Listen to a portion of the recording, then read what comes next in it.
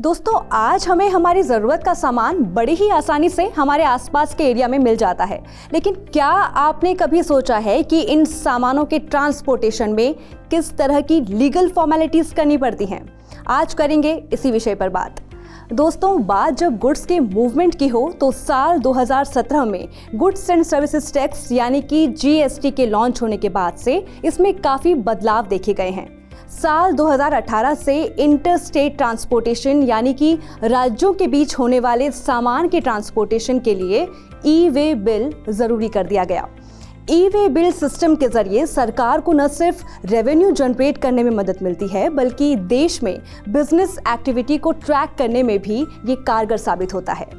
चलिए, सबसे पहले आपको बताते हैं ई-वे बिल आखिर कहते किसे हैं। ई-वे बिल या कहें इलेक्ट्रॉनिक वे बिल की ज़रूरत 50,000 से ज़्यादा रुपए के माल को ट्रांसपोर्टेशन के जरिए एक जगह से दूसरी जगह ले जाने के दौरान पड़ती है। दूसरे शब्दों में इसे अगर समझें तो बिना ई-वे बिल एक रजिस्टर्ड व्यक्ति 50,000 तक के माल को एक जगह से दूसरी जगह ट्रांसपोर्ट नहीं कर सकता। और हाँ, कुछ केसेस में 50,000 रुपए से कम रुपए वाले सामान के लिए भी ई-वे बिल को जनरेट करना जरूरी हो जाता है। इस तरह के उदाहरणों में प्रिंसिपल से जॉब वर्कर या फिर रजिस्टर्ड जॉब वर्कर से प्रिंसिपल के बीच गुड्स का इंटरस्टेट मूवमेंट शामिल है। ये बात GST रजिस्ट्रेशन से मिली छूट के दायरे में आने वाले डीलर के जरिए हैंडीक्राफ्ट के सामान के इंटरस्टेट ट्रांसपोर्टेशन के दौरान भी इसी तरीके से लागू होगी। चलिए, अब बताते हैं आपको ई-वे बिल को जनरेट कब किया जाता है। सामान के मूवमेंट के लिए ई-वे बिल को जनरेट किया जाता है। इसकी ज़रूरत हो सकती है सप्लाई के लिए, सप्लाई के अलावा किसी और वजह के लिए, जैसे रिटर्न के लिए, किसी अनरजिस्टर्ड व्यक्ति से इनवर्ड सप्लाई के लिए इसकी ज़रूरत पड़ सकती है। इसका सीधा मतलब है हर तरह के गुड्स के मूवमेंट के लिए एक ई-वे बिल को जनरेट करना पड़ता है। अब एक सवाल जो आपके मन में भी होगा कि ई-वे बिल को जनरेट कौन कर सकता है, इसे भी जानिए। एक ई-वे बिल किसी भी रजिस्टर्ड या अनरजिस्टर्ड व्यक्ति के जरिए जनरेट किया जा सकता है। ये ट्रांसपोर्टर के जरिए भी जनरेट किया जा सकता है। अगर आप GST के तहत रजिस्टर्ड हैं तो GST EWB 01 फॉर्म का इस्तेमाल करते हुए ई-वे बिल कंसाइनमेंट के मूवमेंट से पहले जनरेट करें। अगर एक GST रजिस्टर्ड व्यक्ति कंसाइन या कंसाइनी या फिर सामान का रेसिपिएंट है तो ऐसे में उसे GST EWB 1 फॉर्म का इस्तेमाल करते हुए ई-वे बिल को कंसाइनमेंट के मूवमेंट से पहले ही जनरेट करना पड़ेगा। अगर एक GST रजिस्टर्ड व्यक्ति कंसाइनर या कंसाइनी है और माल सामान के ट्रांसपोर्टर को देना हो तो ऐसे में उसे GST EWB 1 फॉर्म के पार्ट B का इस्तेमाल करते हुए ई-वे बिल को कंसाइनमेंट के मूवमेंट से पहले ही जनरेट करना पड़ेगा।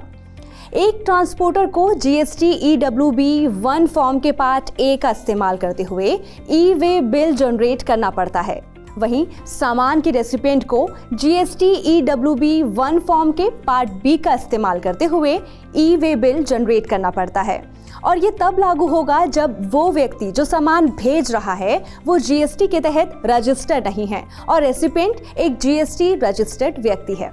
चलिए, अब जानते हैं ई-वे बिल जनरेशन मेथड्स के बारे में।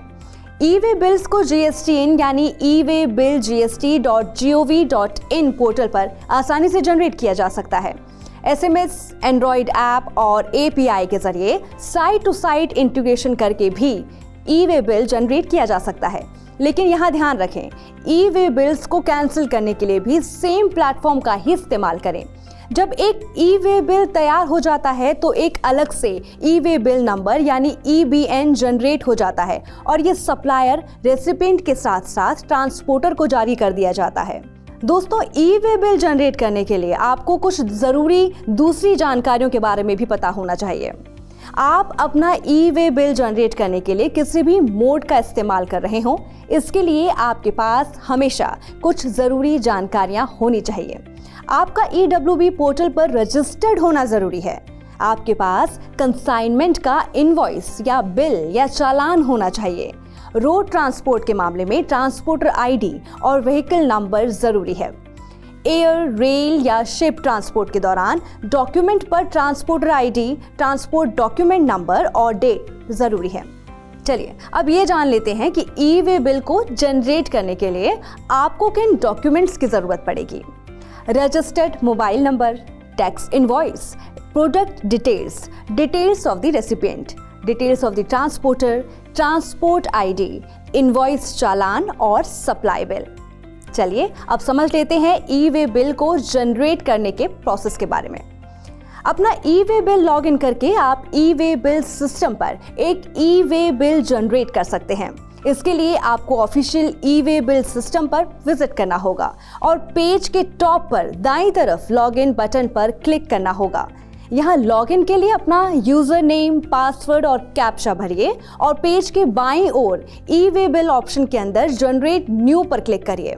अब यहाँ जो पेज आपके सामने दिखेगा वहाँ आपसे कंसाइनमेंट के बारे में पूरी जानकारी पूछी जाएगी।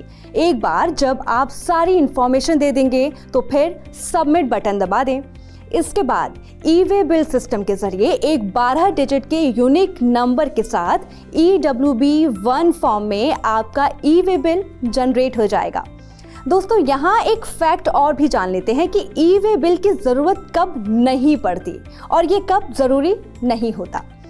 जीएसटी नियमों के तहत वो स्पेसिफिक सामान जो ई वे बिल से छूट के रूप में मान्य हो, इसमें ट्रांसपोर्टेशन का तरीका नॉन मोटर व्हीकल हो और सीमा शुल्क की देखरेख में ट्रांसपोर्ट किया गया माल हो और नेपाल और भूटान से या फिर इन देशों में ट्रांसपोर्ट किए जाने वाला ट्रांजिट कार्गो को ई वे बिल की ज़रूरत नहीं है। केंद्र, राज्य सरकारों, लोकल अथॉरिटीज और डिफेंस मिनिस्ट्री से जुड़े सामान के मूवमेंट पर भी ई वे बिल की जरूरत नहीं पड़ती। इसके अलावा कस्टम्स डिपार्टमेंट के जरिए क्लियरेंस के लिए customs port, airport, air cargo complex और लैंड कस्टम्स स्टेशन से इनलैंड कंटेनर डिपोट यानी ICD या कंटेनर फ्रेट स्टेशन तक पहुंचाए गए गुड्स के लिए भी ई वे बिल की जरूरत नहीं पड़ती। दोस्तों हमें उम्मीद है कि आज की हमारी वीडियो में दी गई सभी जानकारी आपके लिए काफ़ी काम की साबित होगी। आज की हमारी इस वीडियो में बस इतना ही। आप सभी खुश रहिए, अपना बहुत ख्याल रखिए। नमस्कार। For more such videos, subscribe to Housing.com's YouTube channel and hit the bell icon.